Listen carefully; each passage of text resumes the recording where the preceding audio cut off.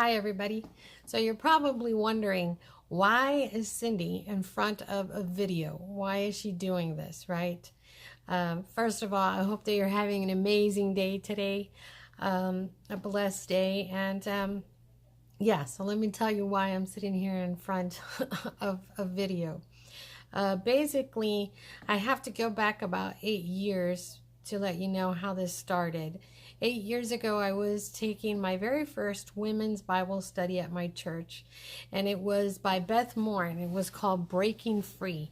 And that that title is kind of ironic because of what I'm going to tell you as I go through this. But I remember sitting there watching this video of her on there and turning to my friend and telling her, you know what? That's what I want to do. I want to do what she's doing. I want to tell everybody about God. I want to teach them about Christ. I want to, I want to speak about him. I want to evangelize. I want to do that, right? And so I think it was there when God planted that seed in my mind of wanting to do this, of wanting to evangelize, because it was then that I started to feel him press into me more about this and to continue to call me. And he was calling me and I was pushing away. It was almost like I was saying, are you calling the right person, Lord? Are you sure? Because I don't think you're calling the right one. Like, I don't think I'm equipped enough. I don't know enough. There's a lot more better, there's people out there that know more than I do about you, that can speak about you so eloquently, not like me. And oh, by the way, you do know my past, Lord, right? Why would you want to use me for that? I mean, I just sounded like Moses when he was at the burning bush, with all these excuses. Well, I don't speak right and I don't know enough and nobody's going to listen to me and blah, blah, blah, blah, blah. And all these lies, right? That we get told. And so that's kind of the way I felt. And then I heard God tell me, well, Cindy, I don't call the equipped. I equip those that I call. And if you're willing and you obey, I'm going to equip you. So stop worrying about that. And he has. And so for the past 8 years, he's really been working on me big time. Like, especially in like the last 2 years, oh, you don't feel like you're equipped? Okay, then you need to go back to school and get your master's. And I want you to go to Liberty University online and get it in theology. Really, God? Really? Me? Go back and get my master's? Yeah, because you're telling me you don't know. Okay. So yes, I was obedient and yes, I did it. And more specifically in this last year, I have really felt him working on me. Mainly, I think, since my mom's passed away and God just in his infinite love just swooped in and just picked me up and gave me a peace beyond all understanding and a strength that I never knew I had. And it's in those valleys of our life and those seasons in our life when I think God does the most molding of us and stretching. And that's really what he's been doing the last 2 years. And again, more specifically within this last year. And I remember it wasn't even like maybe 2 weeks after my mom passed away, and I got a phone call from Liberty University asking me if I was going to sign up for the next class. And I was like, this is my situation. This is what has happened to me. And the man on the other line says, can I please pray with you? And I was overwhelmed, and he prayed with me and he said, listen, just sign up for the class. If you feel like you can't do it, then just drop it, but at least you'll be signed up and pray about it and see what God has to say. And I was like, okay. So I did. I prayed about it and God said, yeah, you're going to go back and you're going to take an evangelism class. A what, Lord? An evangelism class? Yeah, that's your next class to take. And I thought, are you kidding me? Like, okay, this class is asking me to go out into my neighborhood and evangelize to people that I don't even know. Okay, like there's some neighbors I know, but not all of them. That's very uncomfortable, Lord. Yeah, well, you wanted to evangelize for me, so this is where you're going to start. But God, I don't know how. Oh, you don't know how? That's okay. I'm going to send somebody to help you. And sure enough, he did, right? He put somebody on my path, and I went out with him into the neighborhood and he helped me and showed me how to do it. And then I came back to my own neighborhood and I did it on my own. And it was incredible. It was an incredible thing. And then he tells me, okay, Cindy, there's this women's Bible study coming up, and you're going to lead it. No, Lord, I'll attend it, but I don't think I have anything to give to these ladies right now. I'm so like, my chest is heavy. You know, I've lost my mom. What do you mean you want me to lead? But I'll go. No, you're going to go and you're going to lead too. Okay, yes, Lord. So I did. And so I was obedient and I led. And then he was like, okay, and now I need you to take this Bible study, and I need you to take this class at church, and I need you to take this class at church. And I'm like, wait, whoa, wait a minute. You're asking me to do too much, Lord. You're asking me to do too much. I can't. I'm not strong enough right now. What are you kidding me? I'm already doing school, you know, the evangelism class. I led the women's Bible study. Now you want me to do this? Yes, I want you to do this. And little did I know that in this stretching that he was doing to me and pulling me out of my comfort zone, he was freeing me. He was freeing me of something that I had been a captive of for 30 years. Nobody should be a captive of something that long. And I had been a captive for 30 years to something. And I'll talk about that more later in the future maybe. But as for right now, it's just important that you know that I was freed. I was freed. And that newfound freedom has, like, the chains and the shackles and the things that, you know, hold us bound and the lies that Satan tells us, they came off. They just came off. And it was like I got up, I walked out of this prison, and I hit the ground running. And it's like, I'm not going to turn around. And I'm just running. And I just hear God go, yes, Cindy, go, go, go. Now it's your time. It's your time now to do what I have called you to do. And that is to evangelize for me. And I'm like, yes, Lord, now I am truly and ready. I'm ready to do this for you. What do you need me to do? Right? And so he's like, I need for you to go on social media, because that is where it's at right now. And I'm like, okay, like that. Okay. Whoa, wait, what? I need to be making videos? Are you kidding? You know my insecurities, Lord. You know how I feel. Yeah, Cindy, I know, but you're new now. So you got to do this. Okay, God, I'll do this. So here I am in front of you. I don't have the best equipment yet. But again, it's not in the equipment. It's not in the cover of a book like type thing, you know, don't judge a book by its cover. It's in the content. And so, and this is not about me. This is totally about God. This is totally about Christ and helping bring others into a relationship with him. And so, this is why I'm doing this. And, I'm always going to be a work in progress, guys. I live in this flesh, you know, we all live in this flesh. And as long as I live here on this earth, I'm going to be, you know, a work in progress. So God is working on me, and it's in my weaknesses that I'm made strong, and I am a new creation. And a lot of times, you know, people may have known me in my past and haven't spoken to me since. And that's just more testimony to God and what he's done in my life and how different I am now. You know, they knew me before I knew Christ, and now I know Christ, and I am a whole new creation. And, you know, there's going to be times probably in my videos where I'm a little bit transparent and raw about things, but I think that's okay. I think it's good that people see this in me so that they know that, you know, maybe they're walking in a valley where they have felt shame or guilt or regret or pain, deep pain, or just, you know, been told lies by Satan, and it's just, you know, those fiery darts, and it's okay. You're not alone.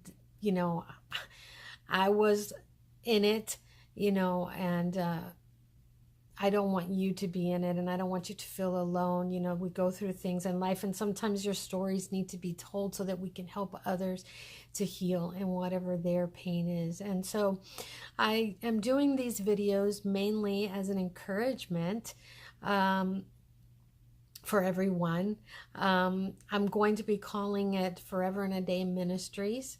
The reason I'm giving it that name is for two reasons, really. One reason is to honor my brother-in-law, who we lost 2 years ago to cancer. And this was his thing that he would tell us all the time, I love you forever and a day. And so in honor of him and his love for Christ, I thought that would be an appropriate name for this ministry. And secondly, because forever and a day, what does that mean? That means eternity, right? And that's our goal, like to be in eternity forever with Christ. That's my goal. I want to be there for all eternity with him. And so I just think that that's an appropriate name to call this. But so my videos are basically going to be, if you are already in a walk with Christ and your relationship with him is very close, then I just want to be that iron that sharpens iron for you, and for me too as well. And if you're a new Christian, I want to help you to, like, where do I begin, Cindy? Like, where, so here are some scriptures. Here is how to apply this to your life. Here is, the ways to do it, and things like that. If you are a prodigal, maybe sometime in your life something happened and it was very devastating, and you were once very close to God, but now you're extremely far away from him for whatever reason, a big pain, a big hurt, something devastating happened to you. Or maybe you're stuck in a sin that you don't want to give up yet, that you're not ready to give up with. Because let's face it, sometimes sin it's enticing. It's fun. It's great for a little while, but it always leads to a road that's damaging to us and to our soul. So, maybe you're in that place, and I would like to try and help you get back into your relationship with Christ, if I could. The other one would be like, maybe you're not a believer at all, and that's okay too. I still encourage you to watch these videos. Maybe they will encourage you to become a Christ follower one day, but that's up to you and God, and that's in your heart. That I just hope I can help you get there, but again, that'll be up to you and your decision. The question was posed to me about why, well, I was posed this question from one of my beloved sisters in Christ, and I'm not going to say the question exactly the way she asked it, but I'm just going to try and do it some justice. But the question was, if we are obedient to Christ, how many people could we save? How many people could we bring to salvation if we were obedient to him? And that really struck a chord in me, because it's so true. Like, if I had only listened to Christ earlier about this, how many more people could I have brought in? But then really, I don't think I was quite ready for it either. But she posed that question, and I thought that was very interesting, of a question, and it left me thinking, and it just pushed me forward more to want to do this. And I've gotten several confirmations on that I am to do this, several, of course, from God's word, just God speaking to me in his word and telling me, that this is what he's calling me to do.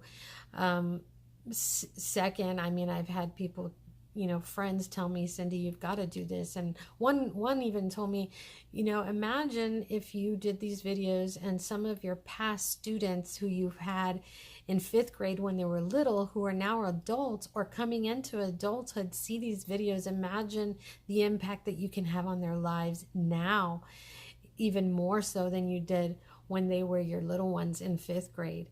And I thought, wow, I've never thought about that, but that's true, And then I remember one time, not too long ago, watching a Christine Kane video, and she said something along the lines of, have you ever been through something and now you're free of that, and you feel God calling you to evangelize?